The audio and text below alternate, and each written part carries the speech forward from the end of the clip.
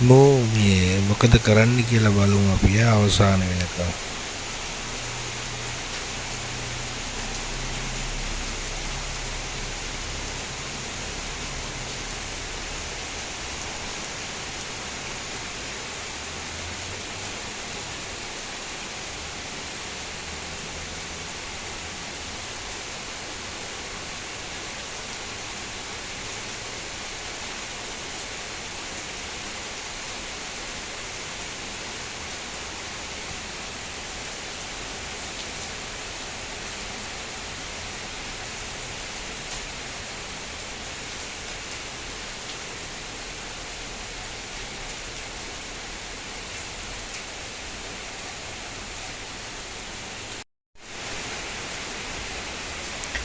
මේ ඉන්නේ අපේ ගෙදර හොරත් අඩි කිටියා.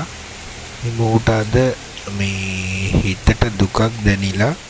මොකද මේ දුකක් දැනුණාම මෝ කරන්නේ මාළු ටැංකිය දිහා බලාගෙන ඉන්නවා. මේ මුගේ හිත නිවෙනකම්. ඊට පස්සේ බලනවා අපි කොහෙද කියලා. try එකක් දෙනවා මේ හිත පිරිසුදු කරගන්න එකෙක් ඇතුලෙන් ගන්න. ඒ වුණාට ටැංකිය වහලා තියෙන ඉඳ කල්පනා කරනවා හැමදාම මේ මාළු ටික දිහා බලාගෙන.